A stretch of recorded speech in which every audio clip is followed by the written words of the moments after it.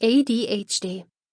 Learning the positive and negative about ADD, dyslexia, and other brain conditions. Written by Cyree Gallows, Heather Foreman, and Lee Randolph. Narrated by Rory Young, J.A. Lydick, and Kasey Logan. ADHD. Diagnoses, Difficulties, and Advice for Hyperactive Children and Adults. Written by Heather Foreman. Narrated by Rory Young. Chapter 1. Do children with ADHD become grown-ups with ADHD? Attention Deficit Hyperactivity Disorder, ADHD, is a condition identified by inattentive and/or hyperactive impulsive behaviors that persist for 6 months or longer. About 6% of kids and adolescents, and about 3% of adults, have ADHD because the signs are comparable in children and grown-ups.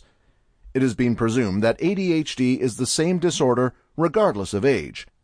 Therefore, most physicians have concluded that grown-ups with ADHD have had ADHD since they were young, and that many kids with ADHD become grown-ups with ADHD.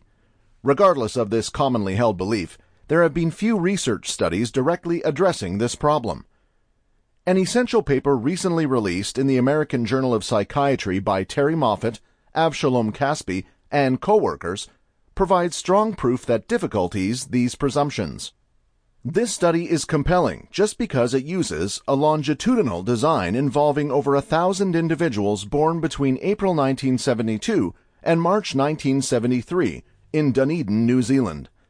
That large group of people has been carefully evaluated at regular intervals with the most current assessment at 38 years of age.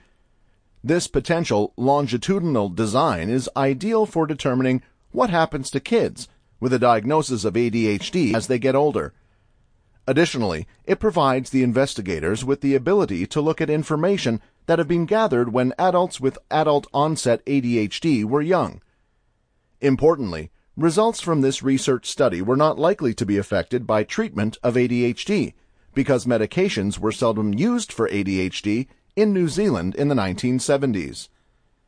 This research team found that 95% of the kids with ADHD no longer met requirements for ADHD at age 38, i.e., only 3 of the 61 kids diagnosed with ADHD still had symptoms sufficient for a diagnosis of ADHD when they were 38 years of age.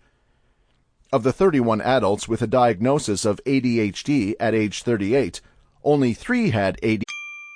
Sample complete. Ready to continue?